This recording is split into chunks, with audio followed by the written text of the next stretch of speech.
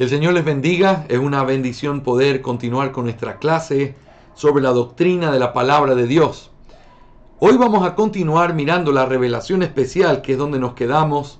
Hemos analizado la revelación especial, hablando en primer lugar de la relación que tiene la revelación general con la necesidad de la revelación especial y cómo la revelación especial es la contestación o lo que suple lo que la revelación general no puede suplir.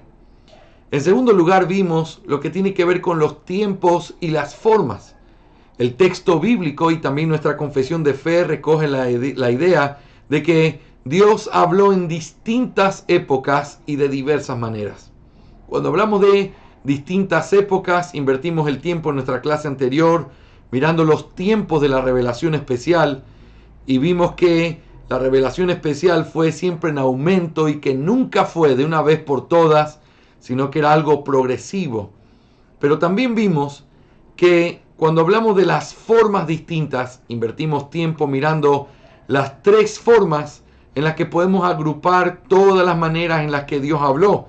Y hablamos de las manifestaciones externas, Dios hablando a través de cosas que los sentidos pueden percibir, como por ejemplo una voz audible, cosas que el pueblo vio o que sus mensajeros veían. Pero vimos también en segundo lugar lo que tiene que ver con la sugestión interna, que eran cosas que no pasaban fuera, como la zarza ardiente o como una voz o relámpagos, sino como visiones, sueños, en donde el que recibía eso estaba completamente pasivo y era Dios quien interactuaba, mostrándole y revelando su plan. Pero también vimos la operación concurrente y analizamos la importancia de distinguir entre la operación concurrente como un modo de la revelación, es decir, como una de las formas en las que Dios reveló, y habíamos dicho que a través de esta operación concurrente Dios no anula la mente de aquel que está recibiendo esta revelación, sino que Dios obra en su mente, en sus ideas, en su corazón, para que lo que la persona escriba sea verdaderamente la revelación de Dios. Y vimos que cuando Dios mandó a que la palabra quedara escrita, todo esto se hizo a través de una operación concurrente. El día de hoy vamos a comenzar y vamos a tener nuestra clase mirando los dos puntos más con respecto a la revelación general y especial. Y eso es, en primer lugar, el contenido de la revelación especial, y en segundo lugar consideraremos en esta clase el propósito de la revelación especial, el contenido y el propósito, y en eso vamos a poner nuestra mente en esta clase. La confesión de fe utiliza estas palabras para hablar del contenido de la revelación especial, para revelarse a sí mismo y declarar su voluntad a su iglesia. La tercera cosa que la confesión de fe nos dice con respecto a la revelación especial es que su contenido y también cuál es su propósito. Y estos son revelarse a sí mismo y también declarar su voluntad a su iglesia. Revelarse a sí mismo y declarar su voluntad a su iglesia. Como hemos argumentado antes ya en nuestra clase, la revelación general, aunque imparte un conocimiento cierto de quién es Dios en un sentido general, no es suficiente para dar el conocimiento salvífico que los hombres necesitan. Las cosas hechas nos dicen que hay un creador, el cual es poderoso, infinitamente sabio y eterno. Sin embargo, no nos hablan ni de su gracia, ni de su misericordia, ni tampoco de su plan redentor. El conocimiento de la revelación especial, lo que el conocimiento imparte de la revelación especial, es que nos describe quién es Dios y qué es lo que Él espera de los hombres. La revelación especial nos revela dos cosas que la revelación general no puede. Y eso es quién es Dios en un sentido más profundo y también qué es lo que Él espera de los hombres. Así que eso nos lleva a estos subpuntos que vamos a considerar dentro de este punto número 3. En primer lugar, consideremos La revelación especial contiene el autorretrato de Dios. Contiene el autorretrato de Dios. Esta cualidad del contenido de la revelación especial es mejor entendida cuando la miramos en comparación con la revelación general. Primero, en la revelación especial llegamos a conocer a Dios de una manera más específica y profunda que lo conocemos a través de la revelación general. Hay un contraste inmensamente grande entre lo que conocemos de Dios en la creación y lo que conocemos de Él por medio de su revelación especial. Por ejemplo, por la creación podemos saber del poder de Dios. Incluso podríamos llegar a razonar en lo infinito de su poder. Sin embargo, en la revelación especial conocemos que ese poder no solamente es el que ha hecho, sino también el que sostiene todo. Y que no hay nada imposible para Él. Que Él obra para la gloria de su nombre y por el bien de su pueblo. Y que con ese poder Él protege a su pueblo de todo mal y es refugio para aquellos que creen y esperan en Él. Fíjate, en la revelación especial se nos dice cosas que en la revelación general solo están contenidos de una manera muy amplia. Oh, Dios es poderoso. Sí, pero ese poder Dios lo utiliza para llevar y usar en su providencia todas las cosas para su gloria y para el bien de su pueblo. Él es refugio. Él es el que dice yo te ayudo. Él es el poderoso gigante que pelea a favor de los suyos. Todo eso nos revela la revelación especial, que es mucho más profundo, mucho más grande, mucho más íntimo que lo que la revelación general podría decirnos de ese poder de Dios, que también podemos verlo ahí, pero no de la forma en que lo vemos en la revelación especial.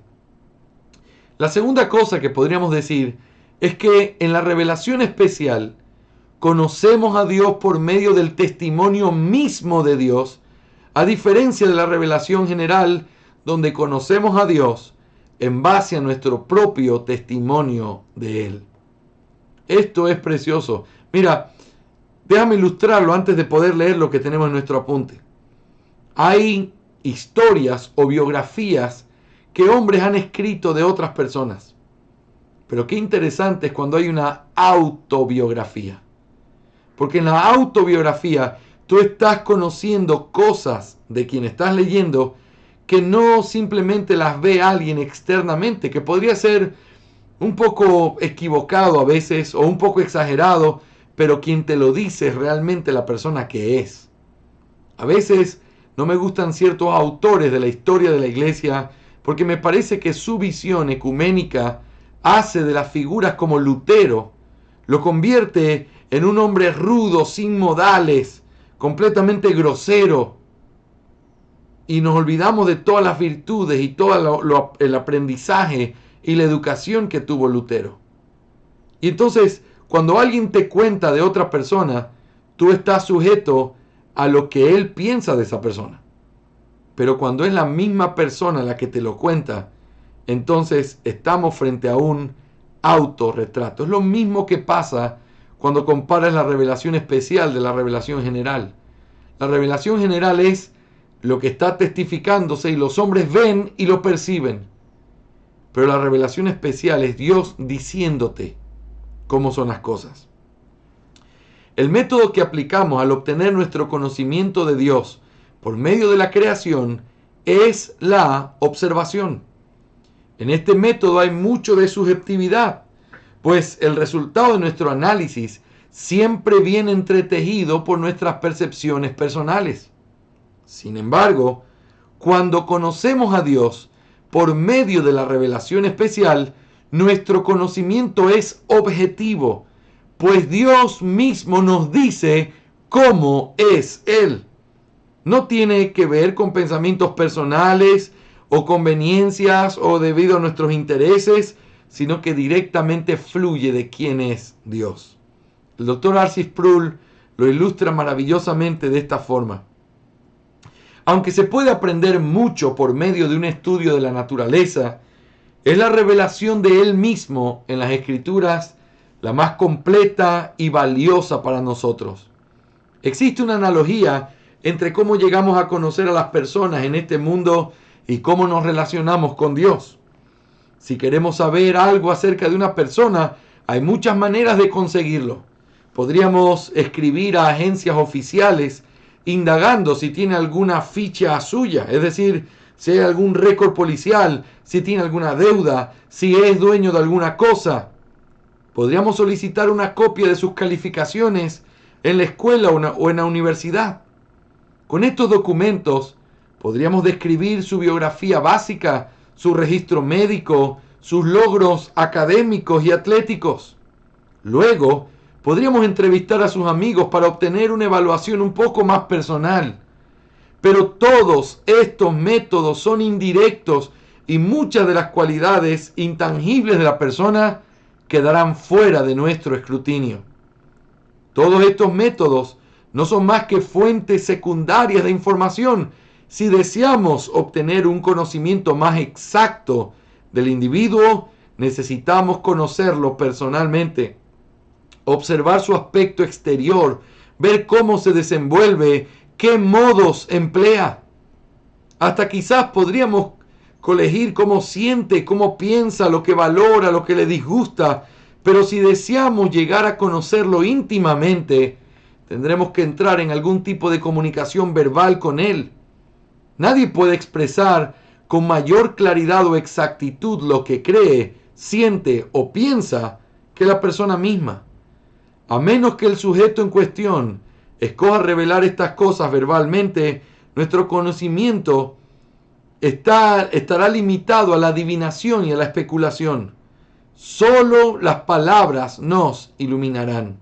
Asimismo, cuando hablamos acerca del concepto de la revelación, nos estamos refiriendo al principio básico de la autorrevelación. Las Escrituras nos llegan como autorrevelación divina. Aquí la mente de Dios se muestra descubierta en muchas cuestiones. Con un conocimiento de la Escritura, no necesitamos depender de información de segunda mano o mera especulación para aprender quién es Dios y lo que Él valora. En la Biblia, Él se revela a sí mismo. En esta fabulosa cita, el Dr. Sproul está haciendo referencia a la Escritura. Y aunque todavía no hemos llegado a la escrituración misma, la Escritura es revelación especial de Dios. Por lo tanto, su comentario es muy pertinente para nuestro análisis. Así que, ¿qué conocemos a través de la revelación especial?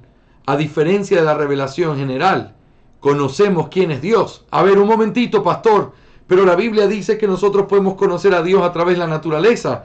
Eso es cierto. A través de una biografía que tú puedes ver o que tú contemplas. Pero cuando tú vas a la Biblia, a la revelación especial, cuando vas a lo que Dios mismo dijo de quién es Él, tú estás yendo a un autorretrato. Un autorretrato. Hay pintores muy famosos que hicieron autorretratos de sí mismos.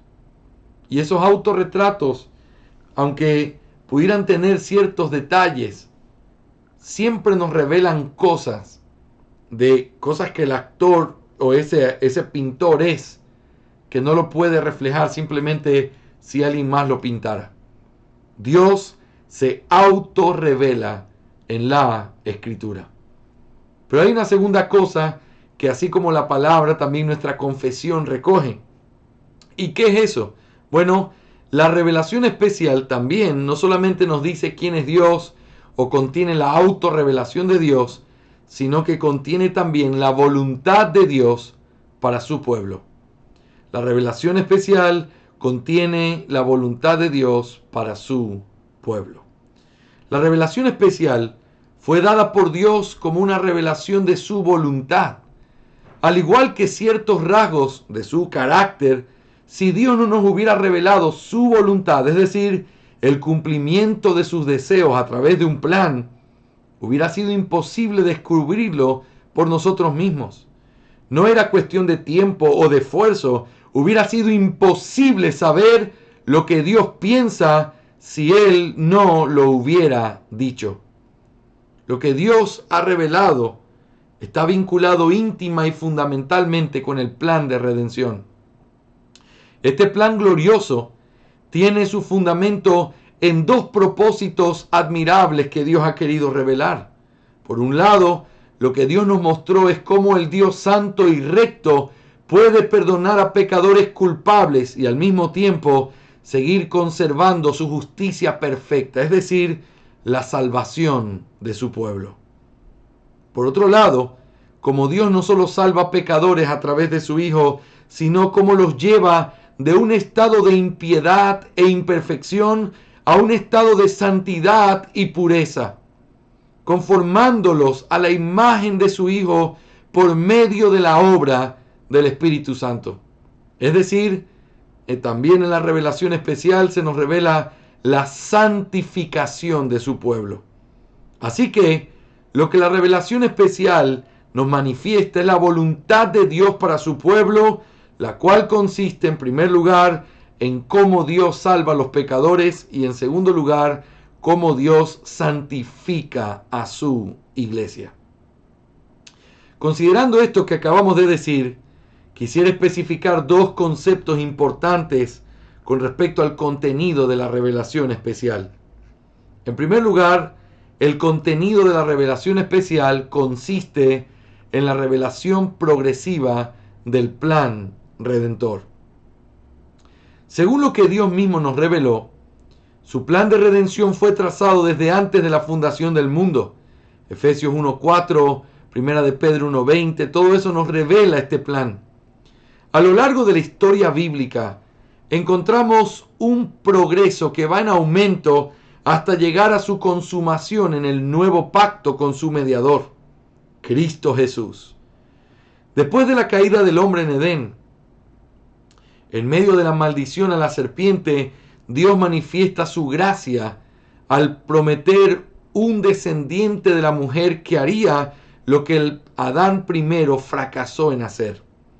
Posteriormente, Dios se revela a hombres ratificando esta promesa por medio de pactos en los que progresivamente va dando información importante y específica sobre el cumplimiento de esa promesa. Por ejemplo, en el pacto con Abraham se identifica que esa promesa sería un descendiente suyo. Luego, esta información se especifica en el pacto con David.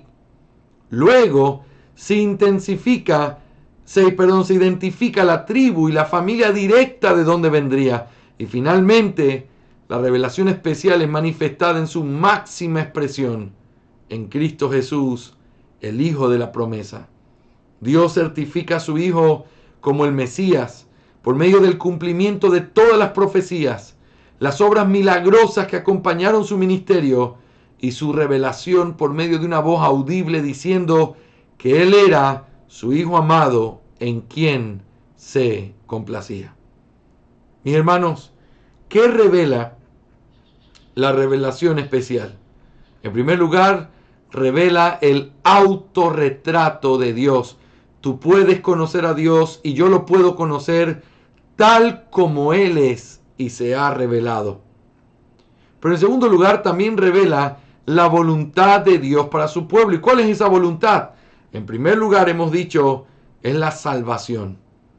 Esa salvación a través de la revelación especial fue dada y fue revelada progresivamente, de manera que los hombres vieron poco a poco cómo eso que fue prometido iba ganando cuerpo hasta que finalmente se cumple cuando llega el tiempo exacto. Eso no llega por una revelación natural. Dios lo revela hablándole a los hombres, revelándole a los hombres, apareciendo en sueños, haciendo obras extraordinarias.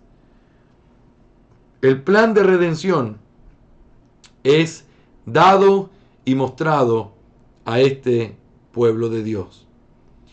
Pero la segunda cosa clave que podemos decir es que por el hecho de que esto es así, entonces podemos afirmar sin temor a dudas, que el contenido de la revelación especial es cristocéntrico. El contenido de la revelación especial es cristocéntrico. Mis hermanos, solo como un paréntesis, cuando nosotros, y otra vez, perdóname que te lo vuelva a repetir, pero escúchalo con atención. Cuando nosotros estemos tratando el asunto de las implicaciones de la necesidad, hablando de la cesación de los dones, te vas a dar cuenta que una de las cosas fundamentales en la negación de los dones de revelación es el hecho de que los dones de revelación eran cristocéntricos. Porque se trataba del plan redentor. Se trataba de mostrar cómo Dios salvaría al mundo. Se trataba de mostrar lo que la revelación general no podía mostrar. No era el poderío de Dios. Eso está claramente manifestado en la revelación general. Dios no necesitaba revelar su poderío. Él necesitaba revelar su plan redentor. Por lo tanto, el plan redentor es el centro de toda revelación. Porque acuérdate, la revelación especial existe porque la revelación general no contenía esa información. Por lo tanto, el propósito de la revelación especial es suplir la revelación general. Y si eso que tiene que ser suplido es el plan de redención, entonces la revelación es cristocéntrica. ¿Sabes por qué no puede haber más revelación? Porque todo hablaba de Cristo y Cristo ya vino. Y porque cuando uno niega que después de que Cristo ya vino se termine la revelación, entonces tenemos que negar que la revelación sea cristocéntrica y tenemos que negar también que Cristo es lo importante y lo que ha sido esperado por todas las generaciones. Porque todavía viene algo más. Por eso tiene que haber señales todavía. Ese sería el razonamiento correcto, consecuente de aquellos que enseñan la continuación de los dones. La razón por la cual los dones no continúan y no hay dones de revelación, no hay lenguas, no hay sueños, no hay visiones, es porque todos ellos eran cristocéntricos. Porque todos ellos eran para suplir lo que la revelación especial no contenía. Mira lo que dice nuestro apunte. Debido a que el contenido de la revelación especial es el plan de redención, y debido a que Dios lo reveló de una manera progresiva hasta su consumación, por lo tanto, Cristo es el centro mismo de la revelación. Romanos 11:36 dice, porque de Él y por Él y para Él son todas las cosas. Este texto nos habla de la centralidad y preeminencia del verbo en todos los asuntos. La revelación general fue hecha por Él y para Él. Se puso como un marco en el cual se desarrollaría la revelación especial. Toda la revelación apunta a Cristo, incluyendo la general. Sin embargo, la revelación especial tiene el propósito de manifestar a Cristo como el Redentor. La razón por la que se creó todo lo que existe fue para proveer un marco de referencia donde el Hijo de Dios cumpliría su obra redentora, en donde solo Él se llevaría la gloria. Así que cada acto de creación o providencia está direccionado hacia el acto redentor. Por consiguiente, cada acto de creación, providencia y redención tiene como centro a Cristo. Es decir, todo apunta a Él. De esta manera, la encarnación de Cristo es el punto máximo de la revelación. Aún aquellos escritores posteriores a Cristo, históricamente hablando, tienen como objetivo a Cristo. Todo apunta al verbo de Dios. Es importante entender que, aunque toda la revelación especial apunta a Cristo, no toda la revelación especial habla de Cristo. Y esto es una distinción clave. Aunque toda apunta a Cristo, no toda habla de Cristo. Y estoy seguro que en su clase de interpretación bíblica ustedes están analizando cómo algunos trataron de buscar a Cristo en toda la Biblia y a veces torciendo sin querer algunos pasajes para tratar de encontrar a Cristo en todos los pasajes. Mis hermanos, Cristo no está en todos los pasajes y en todas las figuras, pero todos los pasajes y todas las figuras apuntan hacia Cristo. Y esto es una distinción importantísima. No trates de buscar a Cristo en todos los detalles del pasaje, pero nunca te olvides que el propósito de todos los pasajes es Cristo. La mala interpretación de este concepto ha llevado a que muchos fuercen a la palabra de Dios a decir cosas que realmente no dice. Toda la revelación apunta a Cristo y podemos ubicarla en el marco de la historia de la redención. Sin embargo, no toda la revelación habla de Cristo Jesús en sí mismo. Por ejemplo, ¿en dónde encontramos a Cristo en la vida de Sansón? La respuesta es que no encontramos a Cristo en la historia misma, ni en ninguno de sus personajes, sino que la historia de Sansón es parte del marco de la historia de la redención. Esta historia es importante porque nos muestra cómo Dios libró a su pueblo de la mano de sus enemigos y nos muestra cómo la época de los jueces fue una preparación para la introducción de la monarquía en Israel. Israel debía ser librado de la mano de sus enemigos porque esta nación debía permanecer hasta el cumplimiento de la profecía, pues de ella vendría el Hijo prometido. La monarquía debía llegar porque el Hijo prometido sería rey según el linaje de David, y la promesa de su venida tenía implicaciones directas con la monarquía. En este sentido, es que toda la revelación especial habla de Cristo, aunque Cristo no esté en todas las historias ni personajes de la revelación especial. ¿En dónde está Cristo en la historia de Sansón? Está en el hecho de que Dios levantó libertadores como Sansón, porque ese pueblo no podía ser destruido hasta que no naciera la simiente prometida. Por lo tanto, así es como vemos la conexión. Pero nunca te olvides de esto.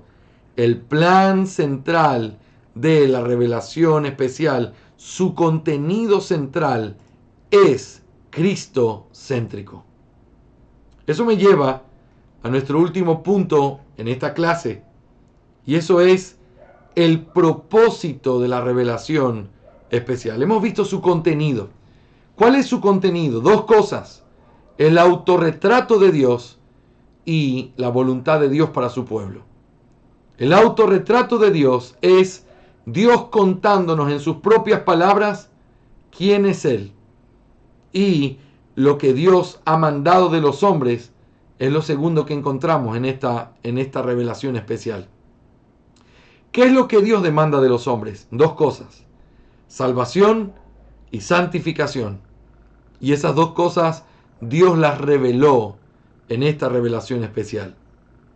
Ahora, en cuarto lugar, ¿cuál es el propósito de la revelación especial?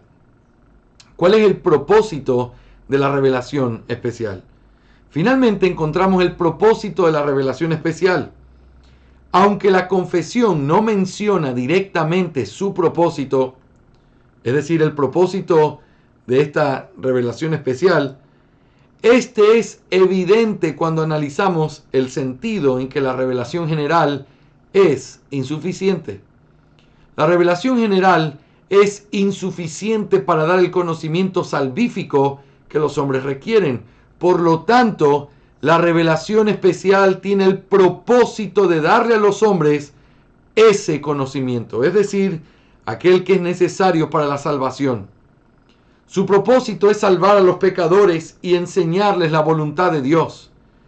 Es a la luz de este propósito que podemos concluir cuál es la mayor necesidad que los hombres tienen y cuál es nuestra responsabilidad ante estos hombres. Aunque hay principios morales e historias inspiradoras en esta revelación, lo que el hombre realmente necesita no es moralidad ni motivación optimista, sino salvación. La revelación especial, la cual hemos considerado en todas estas páginas, no solamente fue dada, sino que Dios también ordenó que fuera puesta por escrito. Y esto es lo que nos lleva al último proceso dentro de la base de la necesidad de las escrituras, la inscripturación, o el hecho de que esta revelación especial, fue puesta por escrito para que pueda ser preservada para el pueblo de Dios hasta el fin del mundo. Mis hermanos, entonces hablando del propósito, si ya sabemos cuál es el contenido, ¿cuál será el propósito? El propósito nosotros lo obtenemos al conectar el hecho de que la revelación general es insuficiente. Entonces la revelación especial tiene que suplir en donde esa revelación general es insuficiente. La pregunta sería, ¿y para qué es insuficiente la revelación general? Y la respuesta es, para conocer a Dios profundamente y para saber qué es lo que Dios espera de los hombres. Así que, mis hermanos, estas dos verdades tan importantes nos ayudan a recordar cuál es tanto el contenido como el propósito de la revelación especial.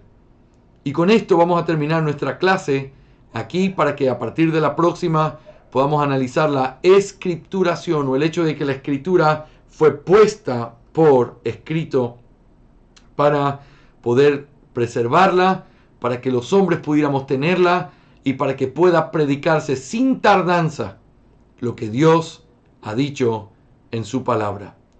Gloria al Señor por su revelación especial y porque nosotros tenemos el privilegio de estudiarla.